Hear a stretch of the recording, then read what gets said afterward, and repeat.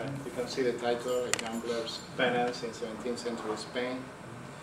The moralist tract, Fiel desengaño contra la ociosidad y los juegos, in English, Fair Warning Against Idleness and Games, by Francisco de Luque Fajardo, was published in Madrid in 1603.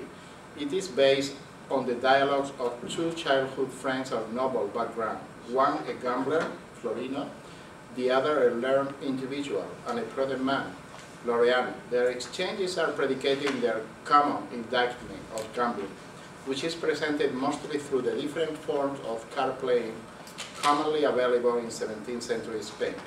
This presentation argues their dialogues bring to the fore issues dear to the nobility of the time, such as the use of leisure as a status symbol, while repudiating idleness as a harbinger of threats to the patriarchal structure that naturalizes their privilege, and the benefits of classical gaming, while expounding upon the dangers of gambling in great detail. Their homosocial connection reveals the mysteries of gambling, exposing activities mostly unregulated, even clandestine, to a scopic regime of confession, experience, and warning. Florino shifts from being a gambler in order to become an expert witness to its pitfalls. He personifies the Spanish nobility's taste for gaming and gambling, which draws a parallel to the way the Spanish Empire operated, both as a colonial and a military power.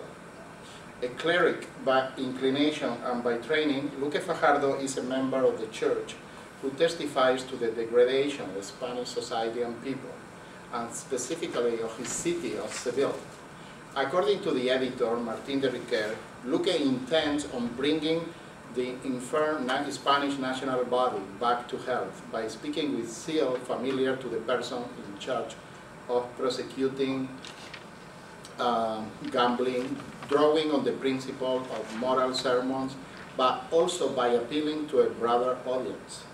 In a gesture suggestive of the panopticon, the interlocutors bring a voyeuristic element into the narrative equation by giving a glimpse into some of the most curious or interesting aspects of gambling operations to a lay audience. No aspect of gaming seems to escape their critical gaze, while they uncover and divulge the diverse tips and customs associated with gambling parlors. Their expositions demonstrate a genuine effort to share knowledge, but they also betray a desire for scopic control over the topic. The book's didactic content pursues the successful indoctrination of their readers by systematically dissecting the elements of gaming and by engaging in a criticism of gambling. This treatise raises questions about the reform of noble society through the successful recodification of one of its members. At the time, there are gambling dens all around Spain, and they are frequented by members of different strata of society. This will be seen as an indication of a deep crisis by a new crop of political and moral reformists, the arbitristas, coming onto the social scene at the beginning of the 17th century. To them, gambling occupies a place of importance among the social maladies. It is an object of their reformist intent. Pedro de Guzman, author of The Fruits of Honest Work and the Pitfalls of Idleness, would even recommend that all public officials, soldiers, scribes, and peasants stay away from the gambling house. As an arbitrista himself, Luque Fajardo perceives gambling as detrimental to the family's name and patrimony, while advocating help should be provided from within the same nobility circles. In his zeal to advertise gambling's dangers to noble families, Florino becomes both a case study and a cautionary tale. Fair Warning presents a critical look into gambling as a suitable activity for the socialization of the nobility. It begins at childhood friends, both of noble birth, separate when Florino abandoned his studies in his early adolescence, choosing instead a life of adventure which would lead him to join the army of Flanders, which coincide with modern-day Belgium and Holland. His escape from the regular process of school socialization, followed by his eventual fall into gambling, proves ill-advised. But not everything is bad per se. During Florino's self-imposed exile from his father's house, the text ensures a topical differentiation among the different activities he is involved in during his adventurous years. His service in the army is an instance where he proves his courage and his valor, constituting a source of personal pride. He will be recognized for his bravery and courage, a trait that speaks positively of his noble condition and upbringing. It is then a contributing factor to his, and by extension, to his family's honor. Recognized by his superior, his name is held in high esteem among the army officers in Flanders. Unfortunately, with his service also comes the temptation to engage in gambling, an activity he initially takes on as a mere game, a pastime. Palamedes, the legendary inventor of play, during a mindless spell of several days, creates different games to entertain the waiting Achaean fleet on their way to the Trojan War. Similarly, as is following in Palamedes' footsteps, Florino starts gambling at idle moments. Usually a winner in his games with his fellow soldiers, he is gradually introduced to money gambling, a common feature to a soldier's life in order to fight boredom between campaigns, or as an alternative way to complement habitual delays in military pay. Thinking much of himself as a player, he becomes reliant on card games as a source of income. Gradually, he games more often as a way to earn money to pay his gambling debts. Eventually, it will become a matter of personal addiction, which precipitates his fall from his position as a notable soldier, subsequently triggering the withdrawal of any prior positive consideration he had enjoyed from fellow army members and from his superiors. The parallel between his financial and his professional standing is made clear. While losing his money and possessions, he is also wasting his social position in the army. Eventually driven into a destitute state, he faces the quandary of moving back in with his parents. The lesson is that the life of adventure he had chosen for himself ends up not being much of a life at all. So much so that he finds himself back in Seville, his parents' house. His return shocked his father, who, believing his son dead after years of not hearing from him, had already grieved his death. After proclaiming his pain at seeing his son in such dire straits, he will soon afterwards die, proving with his life that seeing his son as a destitute gambler is even more unpalatable than his year of pondering his heirs' whereabouts. The third-person narrator makes at that point some relevant confessions about the father. He blames himself for his son's situation, firstly because he himself was a gambler during Florino's childhood, bringing his son along to his visit to the gambling houses. Secondly, after his son's departure, he started gambling, unable to cope with his absence. As a result, he finds himself in a difficult financial position in his elderly years, and he is unable to provide the economic assistance his son presently needs. Finally, he decides to write a testimony, a memorial, on the dangers of gambling. He is able to complete it before his unfortunate demise, which is thus informed not only by his self-awareness as a provider, his fatherly shame for the fate of his family, but also by his sense of guilt about his son's precarious situation. Florino, who has access to his father's writing, duplicates this gesture by writing comment of his own on gambling. Curiously, it seems that gambling unites them in Florino's childhood, now uniting them again, this time through their written criticism of the phenomenon. In both instances, a patriarchal, patrilineal relation to gambling is confirmed. Their writings on gambling are relevant since they inform the dialogue between the two friends that constitute the manual. Either text is, on occasion, mentioned during the protagonist exchanges. Moreover, they inspire some of the comments by Florino, who sometimes alludes to his father's writings, and habitually displays his reflection capabilities in the form of a synthesis of his own prior written thoughts on the topic. The implication is gambling has separated them, but their condemnation of it allows for a rekindling of their relationship, and a unity of objective that, it seems, has eluded them earlier. Moreover, this confession by the narrator filling the blanks in Florino's behavior. The implication is not only that his skill in cards derives from his family experience, but also raises the suspicion that his prospects as an heir were already compromised when he decided to join the army. The career options available to the aristocracy were for the oldest son to inherit the family's name and property, and for the rest to choose between joining the ranks of the church, the army, or the court. His option for military life agrees with his personal taste, skill, and natural talent.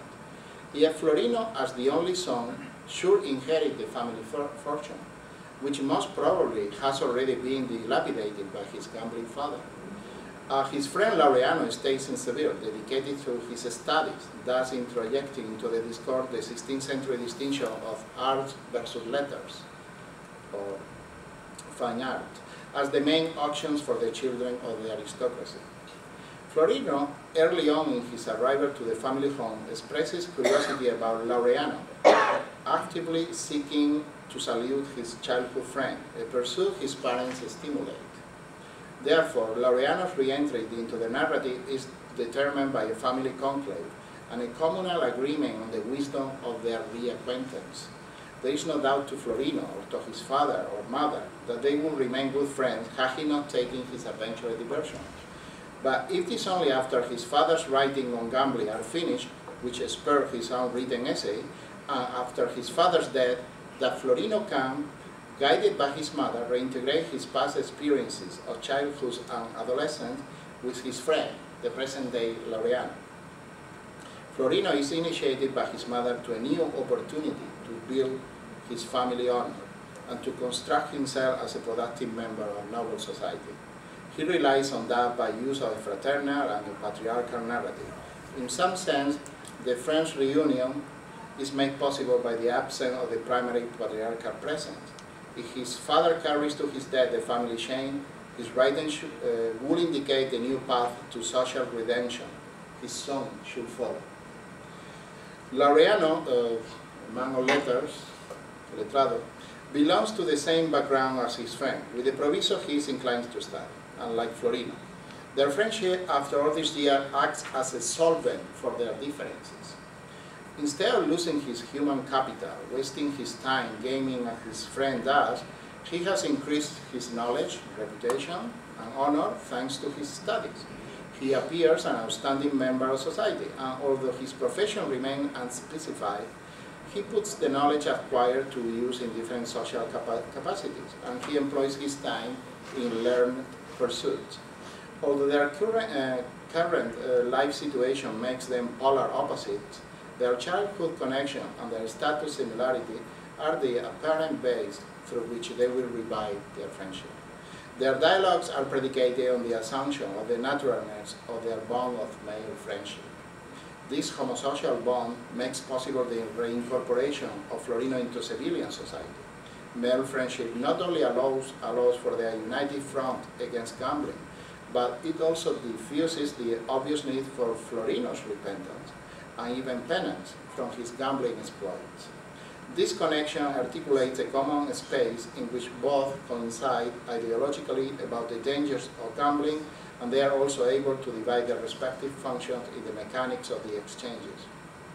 They employ a similar tone of disparaging of gambling, only allowing differences when distributing their indictment in a more general tone, as Laureano does, or a more concrete and knowledgeable tone by Florino, as a former and recovered gambler. Thus, Laureano initiates the quarantine of his friend in order to reintegrate him into his natural societal environment. He leads Florino to a calm space, a locus amenus, of platonic undertones, away from the hustle of Seville's bustling trading port. Seville at the time is the biggest city in Spain, and one of the biggest in Europe, due to its monopoly of the Spaniards' commerce with Latin America. This is Seville on the river. And you can see this is from the end of the 16th century. You can see it's a busy port.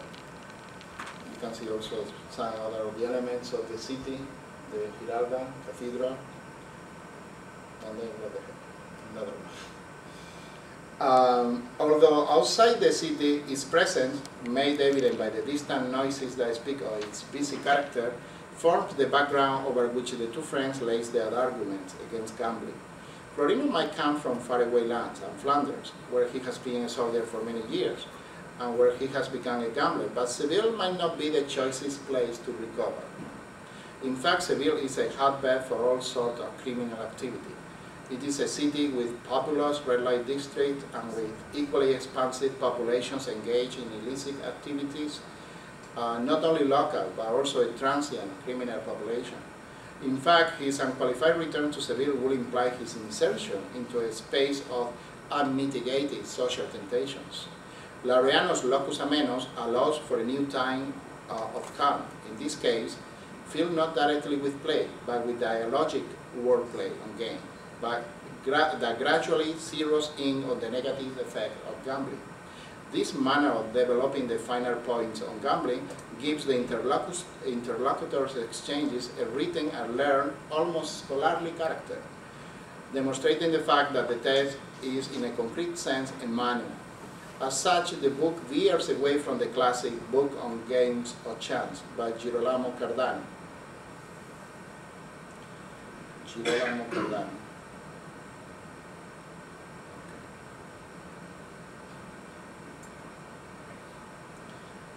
Which devotes part of its content to help the players by examining the mathematical probabilities of games, constituting instead a how-to didactic book aimed at rebuilding yourself as a member of a noble patriarchal society.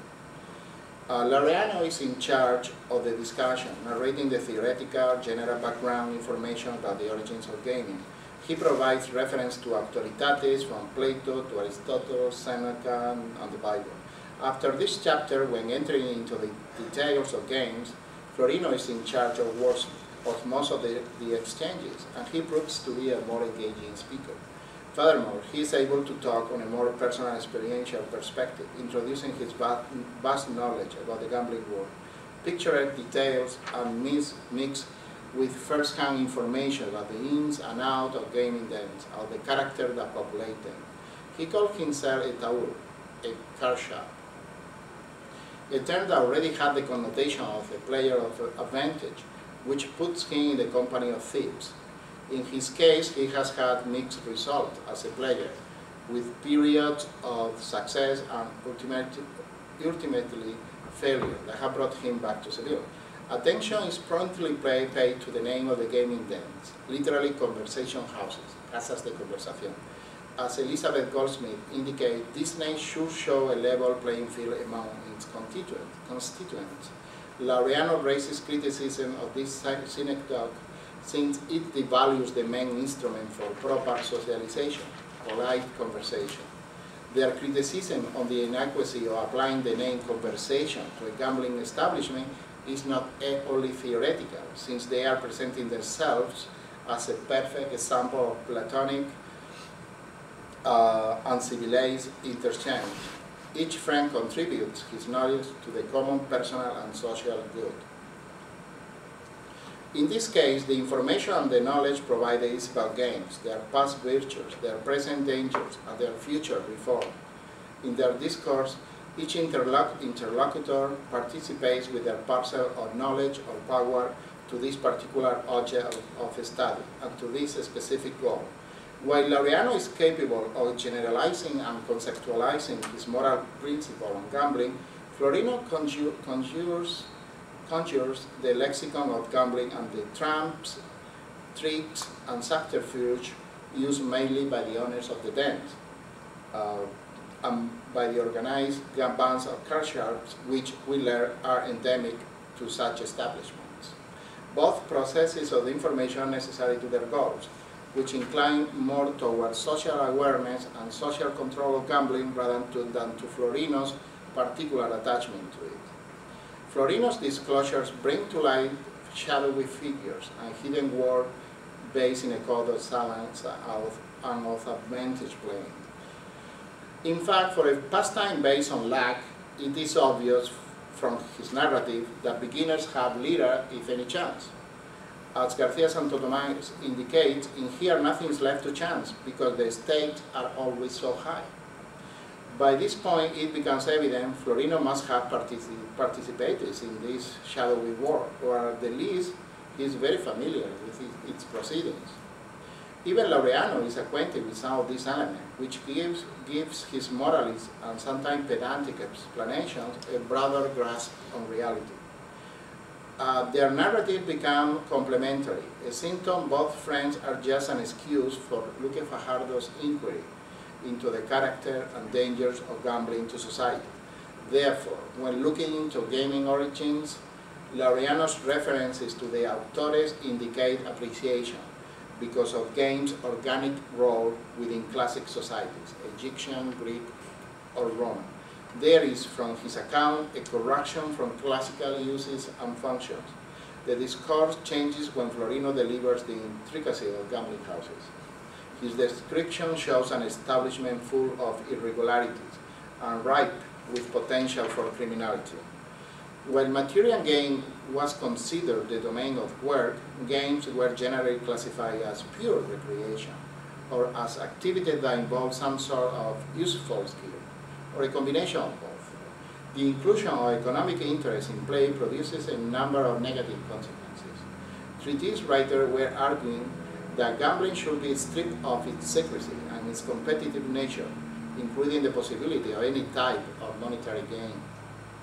Both friends focused their criticism on unspecific Spanish gambling then. Hence, their criticism of gambling has a thrust that speaks to a general Spanish audience. This treatise not only makes a chronological approach to gambling, but it also shows a geographical anatomy of the Spanish Empire, both in its aggressive militaristic representation, in Florino's participation in the war in Flanders, and in their dialogue taking place in Seville. The port city, which is the destination for the American gold and silver, and whose hustle and bustle constitute the background for their dialogues. The characters are born in Seville, hence on the main point of distribution on the route of the American gold toward its consumption by the Flanders military campaigns, which would be directly responsible for much of the crown's financial difficulties. The preferred materials for minting money by the Spanish crown, gold and silver, are extracted through a system based on colonialism and forced labor, on metal extraction. Transport to Seville is an Ortelius map on the 16th century. This is an example of mining operation in Bolivia. This is a silver mine. Then this is Spanish Empire at the end of the 16th century, roughly the time the book was written. So you can see from America they will come to Seville in Spain, and then the gold will be distributed and it will finance the armies that will basically fight in the Low Countries, where today is Holland. The preferred, finally, there is spent to finance the Spanish army's work, to fund the tercios that are paradigmatically engaged in the religious and national fight in Flanders. This will be the end game for the rapacious appetite for gold that the Spanish crown showed along the period. So as Florino moves towards his destination in Flanders, he represents along the way this colonial economy. By returning to Seville, Florino situates himself emphatically at the center of this movement of capital, gold, goods, money, and armies that identify the imperial economy. Furthermore, the book demonstrates the noble ranks that constitute the target reader are in a process of change from an honor economy to an economy of trade and colonial risk. Important clues to that effect are the text location in the bustling port of Seville, which presents a nobility immersed in an international economy without a standardized, universal measure of value, where the role of gambling was central, as speculation and risk in economic life have their corollary in the speculation risk of games of chance. As an arbitrista driven by status awareness, Lucas Fajardo's goal is to show how gambling is a problem, even among the privileged ranks of society, but also to expose how a young noble can be recodified and reinserted into the society of his peers. The substantial knowledge provided about the procedures of the character involved in gambling sheds an unflattering light on this phenomenon, and serves as a cautionary tale for future noble gamblers. This deliberate calculation by the author gives fair warning the character of a how-to manual. It identifies a problem, it shows where it literally comes from by placing it into a novel family and how it develops. Along this narrative, though, the bulk of the text is devoted to the problem manifesting itself and to the characters involved, which perform in a very real stage play surrounding the actual games. While the book has a reformist intent, there is no gesture toward changing this world and its shadowy figures. They become part of an unsavory reality, one that it is taking at face value. Although this disapproval of this world is evident, the reform effort does not lie there. The book focuses instead on exemplary personal reform. Hence, their exchanges become a logotherapy that is paradoxically not intended for Florino himself as the recovering gambler, but to the reader interested in gambling. Fair warning infers that knowledge of gambling is going to scare away players, preferably the noble ones. However, for García Santo Tomás, at the same time that they aim to curtail the vice, arbitrista writers effectively offer their readers a guide to this forbidden pleasure. Attention to the underbelly of the gambling house constitutes one of the main attractions for its readers, with the potential for undesired outcomes. The track can produce in prospective gamblers a false sense of security, armed with the knowledge imparted by the writers, leading them to visit gambling dens more assiduously. Even the text explanation might make some player even more intrigued by the mechanics of gambling, tempting and titillating young male nobles who seek to test themselves in this establishment. This is a likely scenario, considering most gamblers are prone to risk-taking. The real dangers implied in gaming dens could add to their risk-reward equation. They take on the risk simply by entering the gambling house, before they even get to play. Accordingly, Florino involves himself in risky behavior since he abandons the paternal house, dividing his time in Flanders between the traditionally risky business of war and the card-playing variety. Also, his father is already familiar with gambling from past experience, and after his son's departure, his relapse is fueled by a bet on his own family's future. Yet the book reaches its objective, informing readers about the dangers of gambling and the possibilities for redemption with adequate help. In this case, assistance comes from an equal partner. From the beginning of their exchanges, they are in accord. There are ideas flowing from one to the other, Florino illustrating and ending the thought expressed by Laureano by filling it with the inside information he possesses. Their dialogues become a seamless process where Laureano's morals are followed with Florino's experiential observation of such morals. This patriarchal process is initiated by his father's gift, his fair handwritten advice on gambling. Alas, it is of no benefit to himself. By passing his writing to his son, he emphasizes the mixture of experience with the written process in the construction of the book. His demise makes way for his son's self-definition.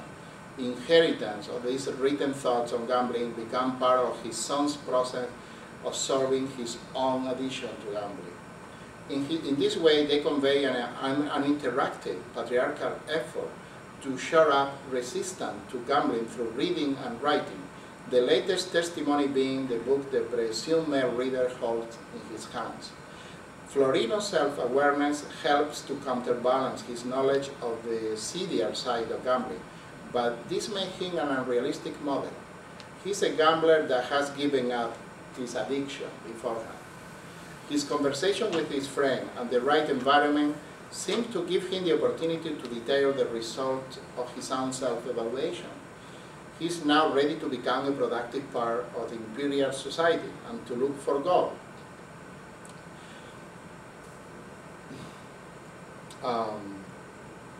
Look for gold instead of spending it. So, however, his singular success might prove a difficult formula to replicate for the book's reformist ambitions.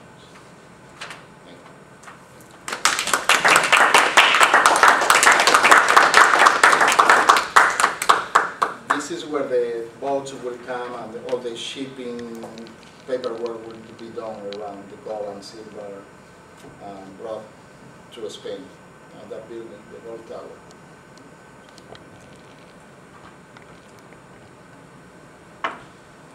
Questions? Questions, comments? No. Have you had any means of gauging the impact of this book, especially on butterfly society?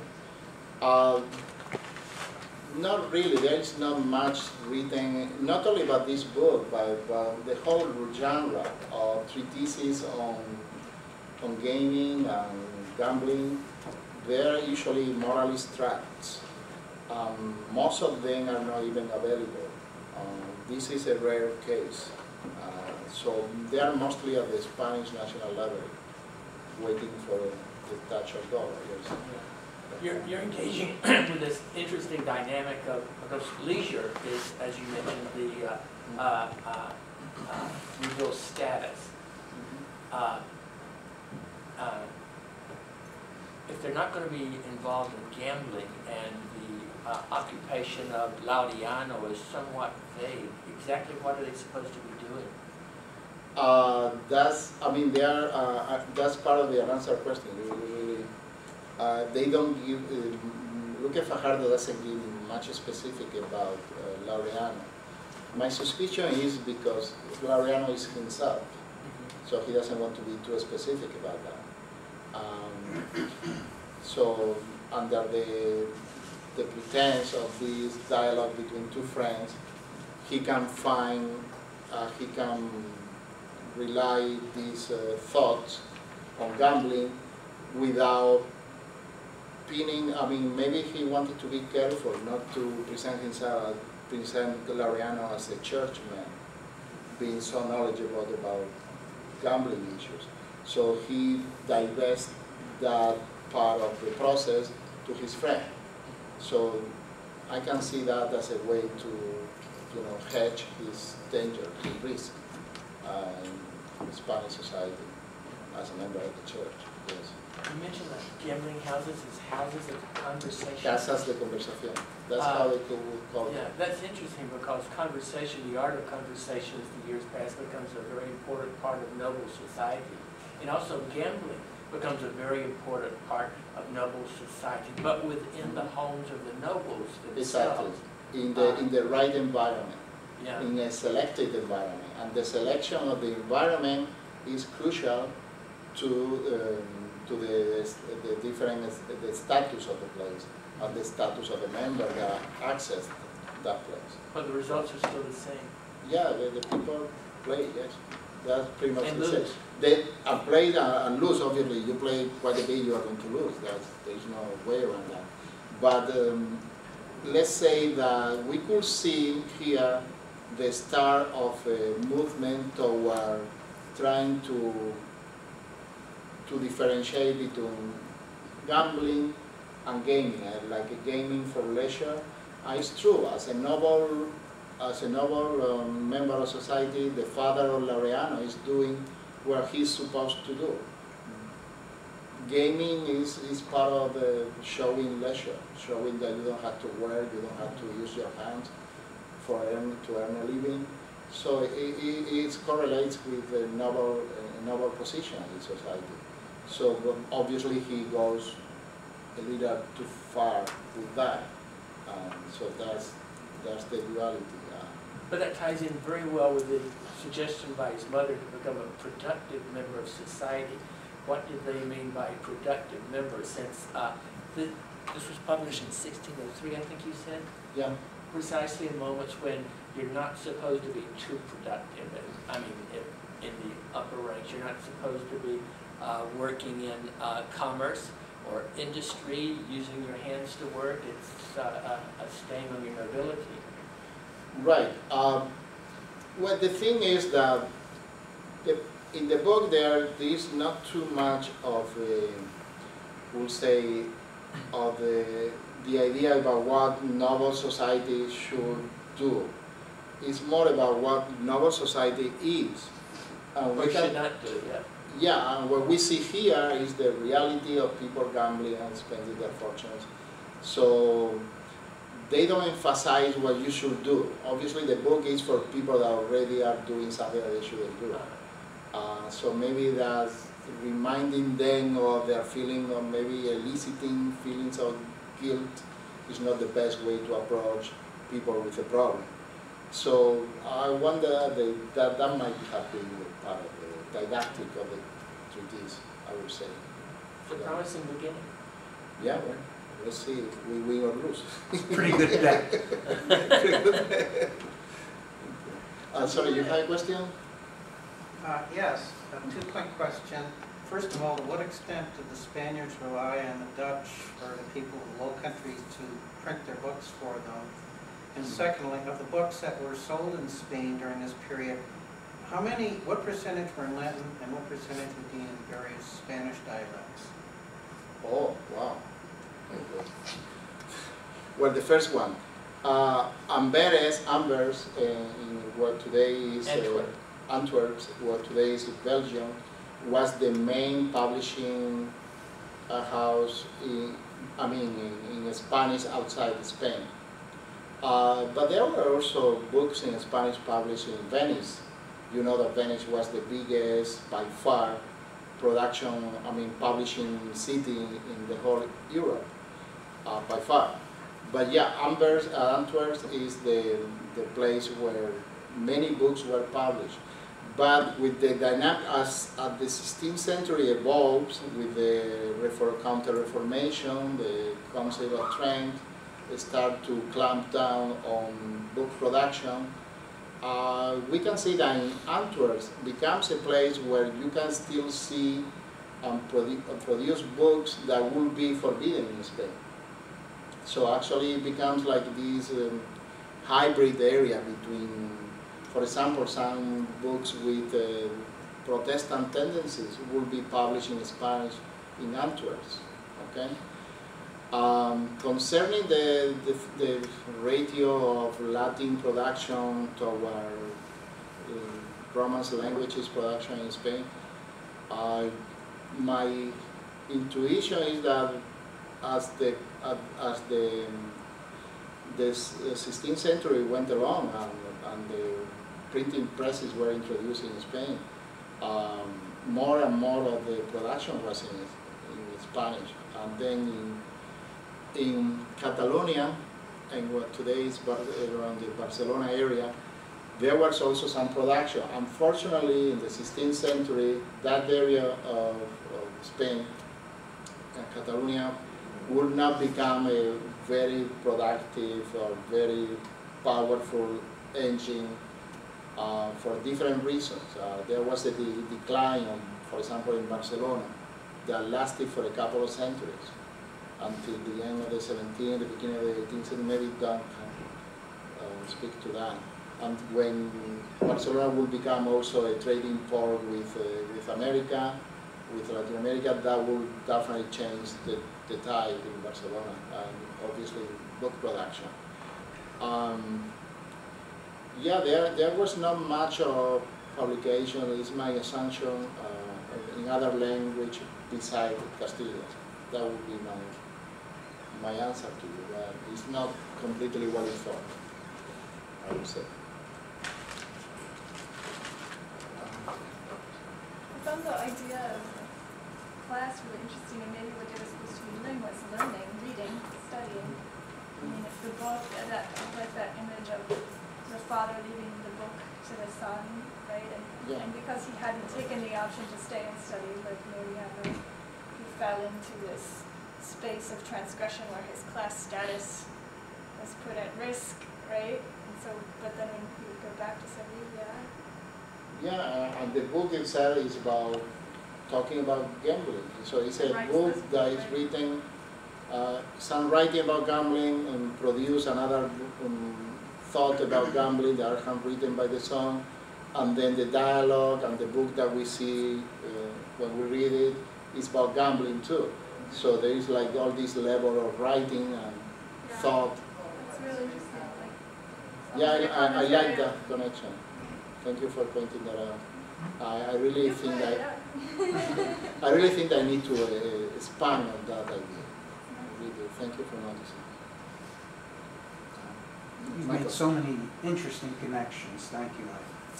Thanks. Don't have enough room on this paper.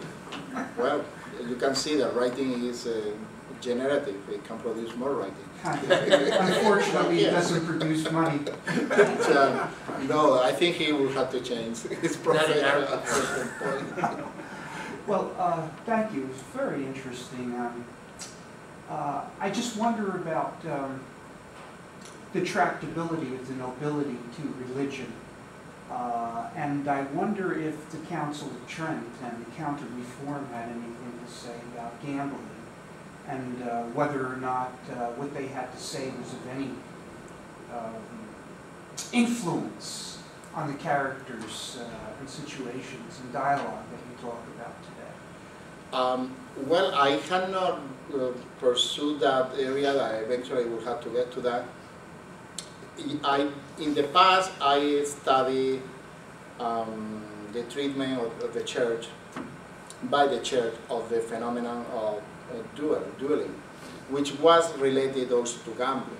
It was one of the possible outcomes of familiarity with gambling houses. There was a lot of dueling around the gambling house. So in Spain, that was different than in France. In France, it was kind of became a way to show your masculinity, the fact that you can duel, and that showed that you are a noble and that you are a male.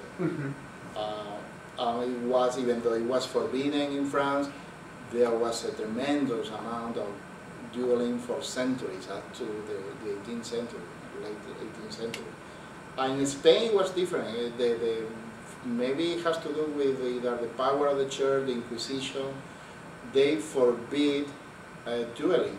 I really careful on They kept doing it.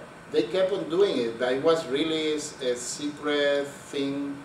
It didn't reach the proportion that you can find in France or in Italy. Yeah, so it has an effect. Concerning, as I said, having checked on that connection between the Council of Trent, the direct relation between the church position and how that affected gambling. In part because I'm at the beginning of trying to read all these treatises, and obviously I had to go to Spain and inform myself better about how most of, it might be a symptom that most of the treatises are written by churchmen, you know, so you will tell that it's something that obviously was in their mind. It was a problem. That's a safe assumption, I would say. But further than that, I'm not able to elucidate more on the topic at this point. But definitely that's the main connection I would see.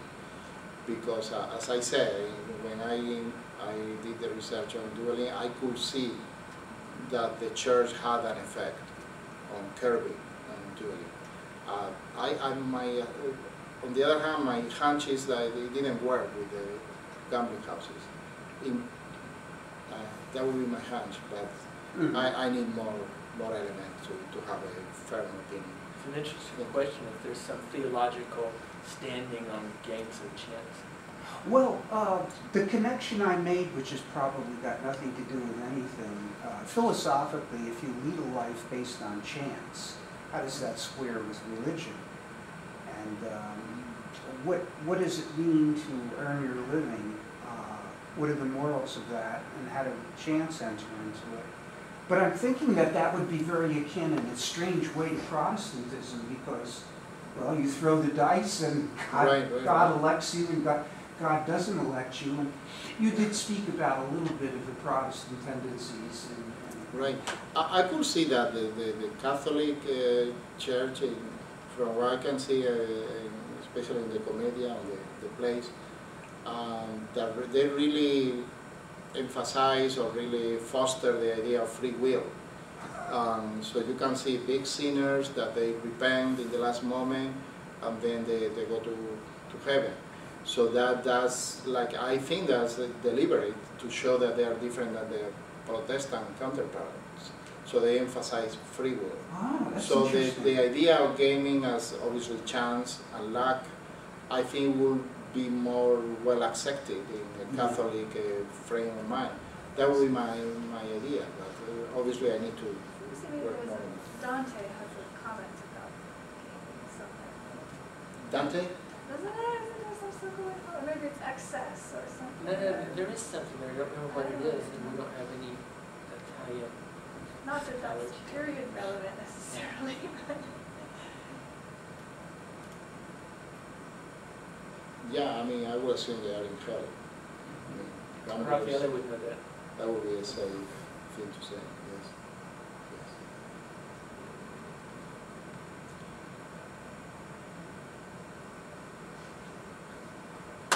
Well, thank you very much.